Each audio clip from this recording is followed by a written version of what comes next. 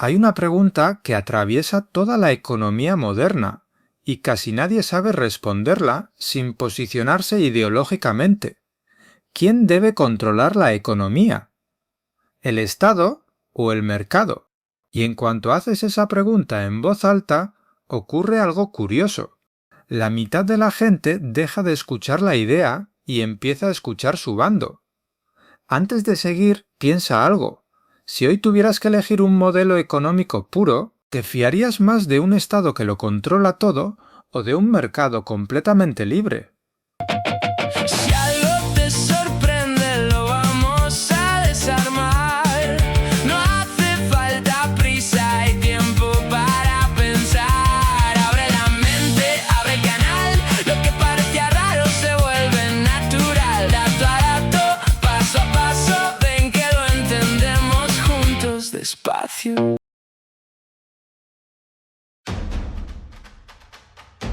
Probablemente ya te has posicionado sin darte cuenta. Y sin embargo, cuanto más profundizas en esta pregunta, más evidente es ver que cualquier extremo genera problemas. Si imaginas un sistema donde el Estado lo controla todo, estás pensando en una economía planificada, centralizada, donde la riqueza se reparte desde arriba. Una idea donde en teoría nadie se queda atrás. Pero entonces aparece la primera pregunta. ¿Qué pasa cuando el Estado lo controla todo? Porque el Estado decide qué se produce, qué se invierte, qué se prioriza y qué se financia, y eso puede garantizar estabilidad, pero también puede generar problemas estructurales. Aquí aparece un concepto clave, los incentivos. Los incentivos son, básicamente, qué ganas o qué pierdes según lo que haces. Si trabajas más, si innovas, si arriesgas, si emprendes o si estudias más. Si los incentivos no están bien diseñados, la gente no necesariamente deja de trabajar, pero sí deja de empujar el sistema hacia adelante. Y esto no es teoría. En la Unión Soviética, por ejemplo, la economía estaba completamente planificada. El Estado decidía prácticamente toda la producción. Con el tiempo aparecieron problemas de baja innovación, ineficiencia en la asignación de recursos y dificultad para adaptarse a cambios tecnológicos. No era un problema de las personas, era un problema de estructura. Porque si da igual hacerlo bien o hacerlo mal, el sistema pierde presión interna. La Unión Soviética acabó colapsando en 1991, no por una sola causa, sino entre otras cosas por la incapacidad del sistema para sostener crecimiento, innovación y eficiencia a largo plazo. En el otro lado está el mercado libre. Las empresas compiten, los precios se ajustan solos y la inversión privada marca el ritmo del crecimiento. Y en muchos casos esto funciona. Hay crecimiento, innovación y dinamismo. Silicon Valley, por ejemplo, es la sede de muchas compañías emergentes y globales de California. No es solo tecnología, es el resultado de décadas de inversión privada, competencia extrema y un entorno relativamente flexible para la innovación. Pero entonces aparece el otro lado. Con el tiempo aparece un efecto que casi ningún sistema de mercado puede evitar si no se regula: la concentración de la riqueza. Algunos crecen mucho, otros se quedan atrás, y a partir de ahí aparece otra consecuencia.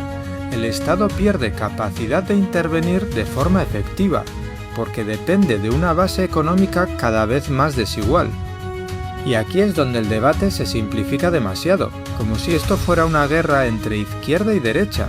Pero esa lectura es demasiado cómoda, porque si tu análisis económico depende de tu ideología, probablemente no estás analizando economía, estás defendiendo identidad.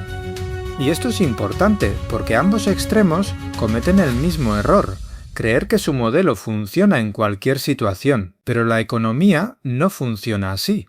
De hecho, si miras la historia, parece más un péndulo que una línea recta, momentos donde el Estado gana peso y momentos donde lo pierde. Después de grandes crisis económicas, el Estado suele intervenir más. Tras periodos de expansión, el mercado vuelve a ganar protagonismo. Por ejemplo, después de la crisis de 1929 en Estados Unidos, el Estado tuvo que intervenir directamente en la economía para estabilizar el sistema.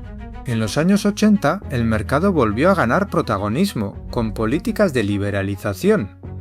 En 2008, tras la crisis financiera, el Estado volvió a intervenir de forma masiva.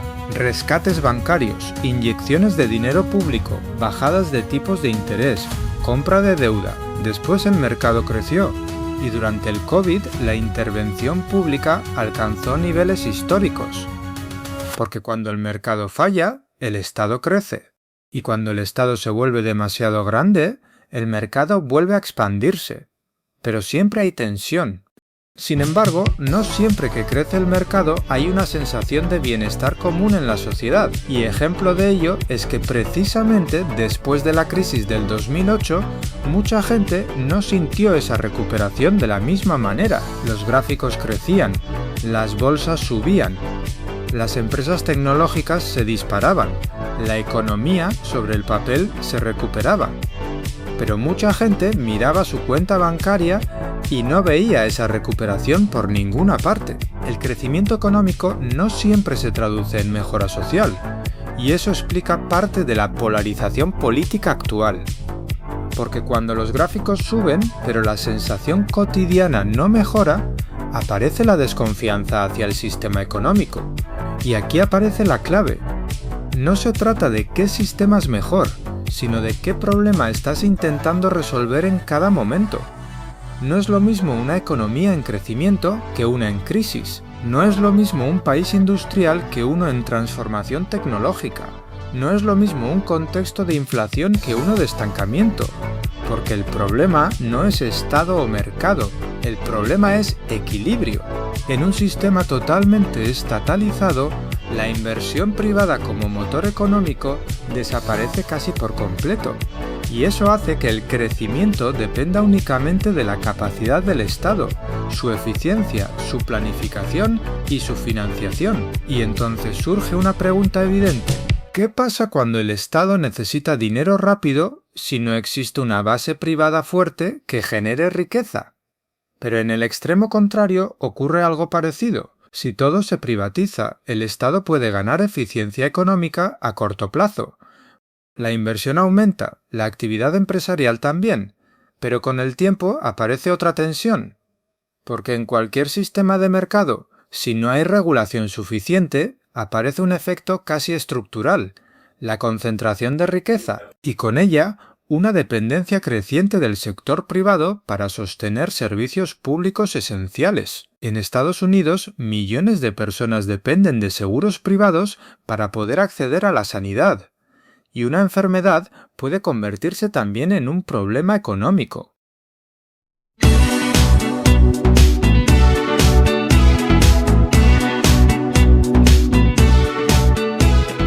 Y aquí es donde se genera el debate. Porque no estamos hablando de ideologías, estamos hablando de límites. Ningún sistema funciona bien en los extremos. Demasiado Estado genera rigidez, demasiado mercado genera desigualdad.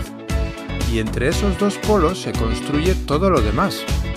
Pero hay algo más que suele olvidarse en este debate: el coste invisible de ambos sistemas. El Estado no solo redistribuye riqueza, también consume recursos en su propia estructura, burocracia, administración, tiempos de decisión, ineficiencias internas. Pero el mercado tampoco es gratuito. Genera costes invisibles, publicidad constante, especulación, crisis financieras, monopolios, burbujas y desigualdad estructural. Ambos tienen costes, solo que no siempre son visibles a la misma velocidad. Y si ampliamos la mirada, vemos algo aún más interesante. China, por ejemplo, es un caso molesto para el debate clásico. Tiene un Estado fuerte, pero al mismo tiempo un capitalismo extremadamente activo en muchos sectores. Los países nórdicos hacen algo distinto. Mantienen impuestos altos y un Estado fuerte, pero con mercados competitivos y alta eficiencia institucional. Alemania funciona con una economía social de mercado donde el equilibrio entre empresa y Estado está muy estructurado. Ninguno de estos modelos es extremo, todos son híbridos, y eso ya dice algo importante, porque los sistemas que funcionan mejor no son los más puros, sino los más equilibrados. Y aquí aparece otro elemento que muchas veces no se menciona. Los incentivos no solo afectan a empresas, sino también a personas. Deciden si ahorras o consumes, si estudias o trabajas antes, si inviertes o te endeudas. Incluso influyen en decisiones como la natalidad o la estabilidad familiar. Los incentivos moldean la sociedad, tanto como la economía. Y por eso este debate es tan importante, porque no estamos hablando solo de economía abstracta, estamos hablando de cómo vivimos. Si ningún sistema es perfecto, estamos condenados a vivir ajustando continuamente dos modelos distintos. O dicho de otra forma, ¿qué pesa más, la economía o una ideología? ¿Tú qué opinas? Escribe en comentarios y nos volvemos a ver en el siguiente episodio de Miopía Social.